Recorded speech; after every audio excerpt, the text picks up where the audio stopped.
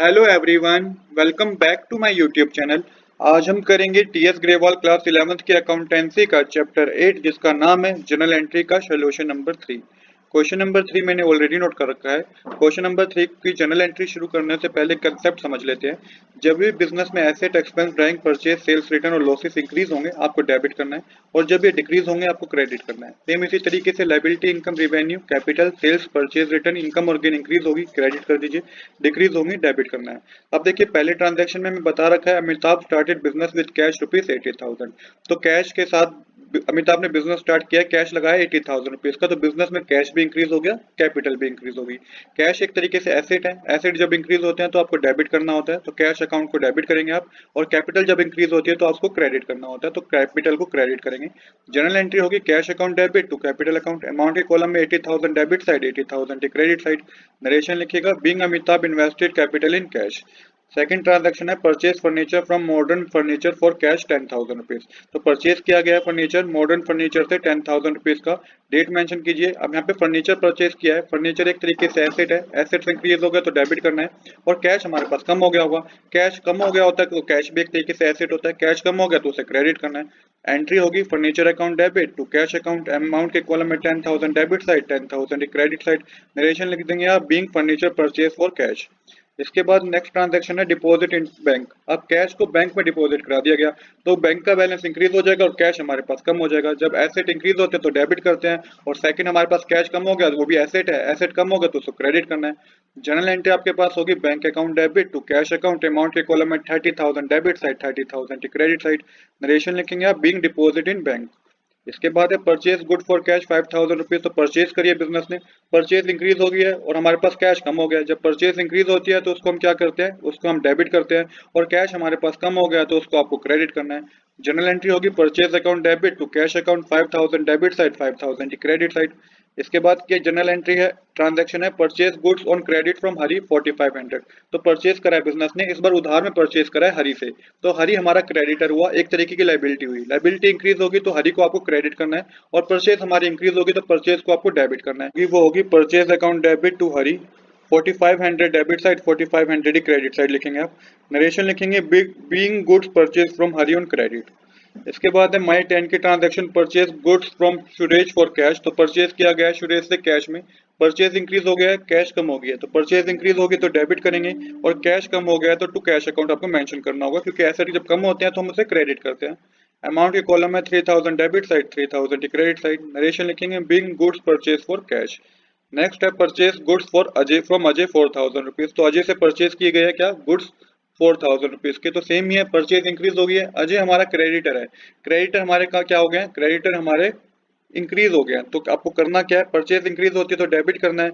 अजय हमारा क्रेडिटर है, क्रेडिटर एक तरह की लायबिलिटी होती है तो उसे क्रेडिट करना है, क्योंकि ये इंक्रीज हो गई है। एंट्री होगी purchase account debit to Ajay. Amount के कॉलम में 4,000 डेबिट साइड, 4,000 की क्रेडिट साइड।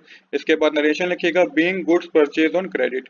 इस ट्रांजैक्शन का इम्पैक्ट लास्ट ट्रांजैक्शन में भी होगा, मैं आपको समझाऊंगा क्यों। क्योंकि यहाँ पे तो 4,000 रुपए के जो गुड्स हमने परचेज करे हैं वो उधार पे परचेज करे हैं। लास्ट ट्रांजैक्शन जब इस क्वेश्चन की करेंगे वहां पे हम उसको पेमेंट करेंगे, तो वो समझने वाली ट्रांजैक्शन है। लास्ट ट्रांजैक्शन आपको अच्छे से समझनी होगी क्योंकि वो लिंक होगी मई 12 के ट्रांजैक्शन से। इसके बाद है मई 14 को जो ट्रांजैक्शन हुई है सोल्ड गुड फॉर कैश 11,000।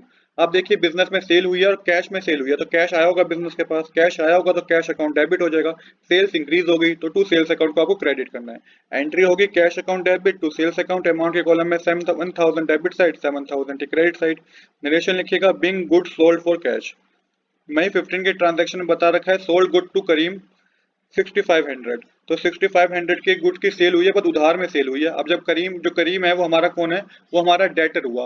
अब ये डेटर हुआ हमारा, तो डेटर एक तरीके से एसेट है, एसेट इंक्रीज हो गए तो इसको आपको डेबिट करना है, और सेल्स भी हमारी इंक्रीज होगी तो उसको क्रेडिट करना है। तो यहाँ पे आप लिखेंगे डेटर का नाम Karim debit to sales account. Amount के कॉलम में 6500 डेबिट साइड, 6500 क्रेडिट साइड। मई 16 के ट्रांजैक्शन है sold good to Ganesh for cash. अब यहाँ पे सेल हुई है और कैश में सेल हुई है, तो यहाँ पे कैश आया बिजनेस के पास तो cash account debit to sales account हो जाएगा। यहाँ पे मेंशन कीजिएगा cash account debit to sales account. Narration लिखेंगे आप यहाँ पे 5,000 पहले अमाउंट लिखिएगा डेबिट टू क्रेडिट साइड, उसके बाद नरेशन लिखिएगा being good sold for cash. Next transaction है सोल्ड गुड टू बंसी 3500। तो यहाँ पे बंसी को सेल की है। अब यहाँ पे हमें कैश का नहीं बता रखा तो माना जाएगा कि उधार में सेल की है, तो बंसी डेबिट हो जाएगा क्योंकि हमारे डेटर थे टू सेल्स अकाउंट। अमाउंट के कॉलम में 3500 debit side, 3500 credit side.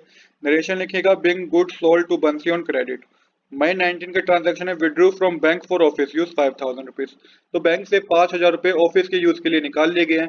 Cash हमारे पास इंक्रीज हो गया है तो कैश अकाउंट डेबिट हो जाएगा, और बैंक का बैलेंस कम हो गया है। बैंक का बैलेंस कम हो गया तो बैंक भी एक तरीके से एसेट है। एसेट कम हो गया तो उसको क्रेडिट करना है, टू बैंक अकाउंट आपको लिखना होगा। अमाउंट के कॉलम में 5000 डेबिट साइड, 5000 क्रेडिट साइड। इसके बाद हम नरेशन लिखेंगे being cash withdrawn from bank. Being cash withdrawn from bank आप इसकी नरेशन लिखेंगे। नेक्स्ट ट्रांजैक्शन है करीम पेड ऑन अकाउंट 5000।